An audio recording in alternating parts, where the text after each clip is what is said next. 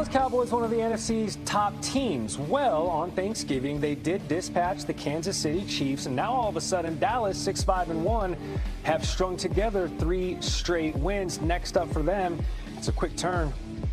In Detroit, the Cowboys currently sit, that's Thursday night, on the outside looking into the NFC playoff picture. They would jump the Lions, though, with a win on Thursday. Dallas, an 18% chance to make the playoffs, according to ESPN Analytics. Their chances would jump to 35% with a win over Detroit. Let's hear from Dak Prescott. I did the other day. It was just more, I wouldn't say by accident, but it was just watching TV, right? It came up, they were showing the AFC, so I'm like, man, what's the NFC look like? And went and checked it out. And I guess really nothing different, though, than what I've said, right? It's about us really just controlling what we control, winning the games in front of us. And right now, I don't think we're in a position where we truly got to count wins and losses from other teams. I think we just win and handle our business, we'll put ourselves in a great spot.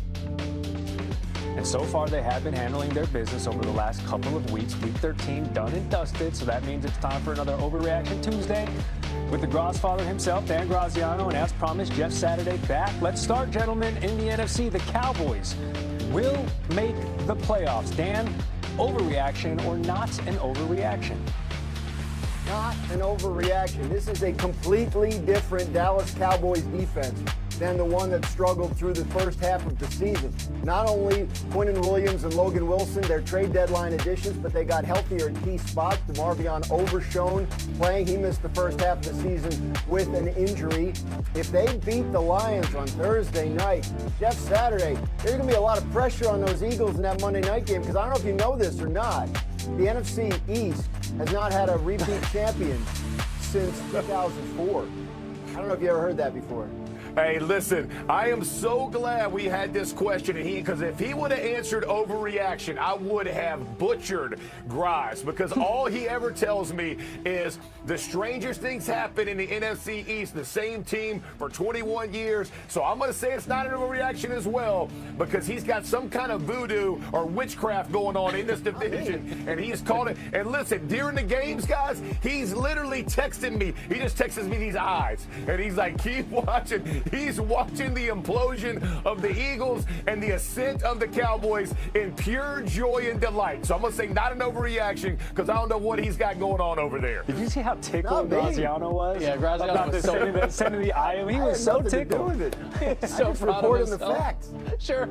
Yeah, somebody got hold of my phone and keeps texting Jeff Saturday. All right, hey. Just like, hey, don't the Bears look good? Like, yeah, that's pretty much what All right, you mentioned the Eagles, and that leads us to our next point. Neither of last season's Super Bowl teams is going back to the Super Bowl this season. Dan, overreaction or not an overreaction? It's not an overreaction. Obviously, the Eagles are still in good position to make the playoffs, but they don't look very good.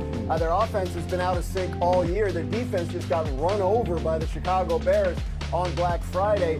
So even once they're in the playoffs, it could be tough for them to do what they did last year. And the Chiefs have to get in. They're sitting there at 6-6. They've lost to almost every team that's in front of them.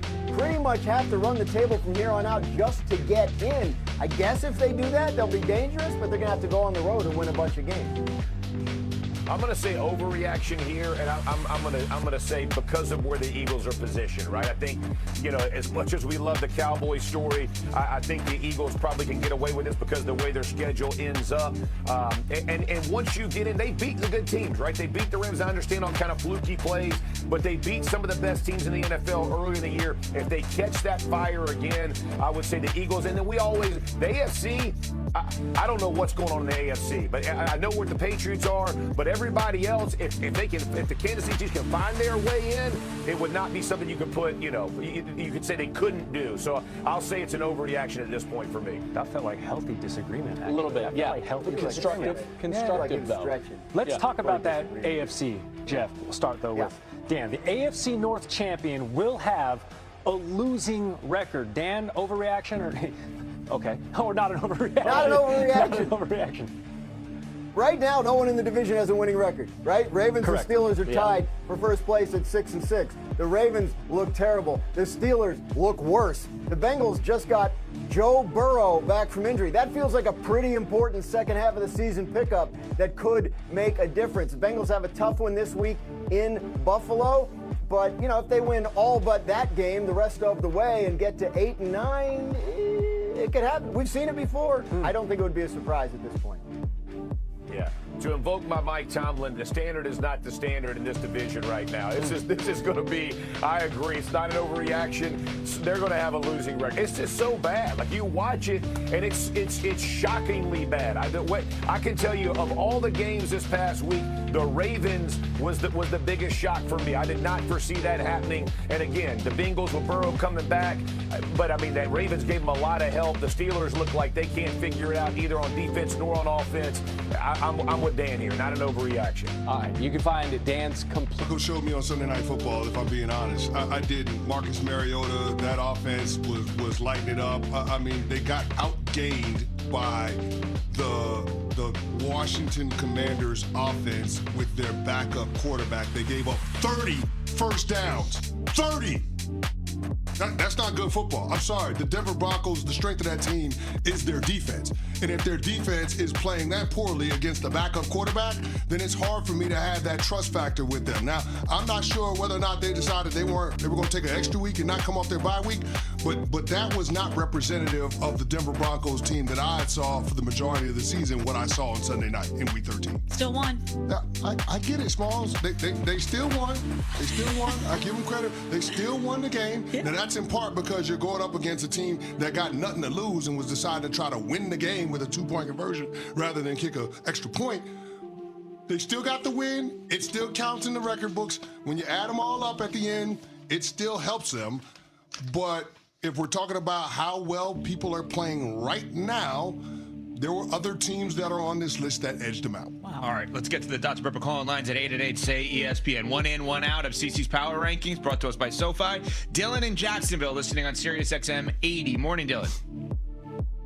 Hey, good morning, guys. I just wanted to say, great show. I listen to it every morning. Thank you. But CC, I know this is a weekly power ranking. How about we throw Jacksonville in there, maybe at the 4 or 5 spot, going 3-1 since the bye week, and a possibly impressive win coming up this week against the Colts. Not a bad thought. Not a bad thought. I don't hate that idea. And I'm going to have to get to the point, if they keep stacking wins, of putting more respect on the Jaguars. Yeah. I do. You know where I'm at with Jacksonville. I can't tell you whether they're winning because of the quarterback or in spite of him. The answer is yes. That's a terrible place to be. I do like the fact that Jacksonville is committed to running the football. They're top 5 in rush attempts. That running game, being able to provide some balance, avoid the turnover-worthy plays from Trevor Lawrence. I'm a big fan of 30 or less when it comes to pass attempts for Trevor Lawrence. I think less is more in terms of his output and the overall passing game. And so I think that Liam Cohen is trying to trend in that direction with that team. That defense, Josh Hines-Allen, Travon Walker, they're starting to come alive. That pass rush is starting to heat up. That's a team that you got to keep an eye on.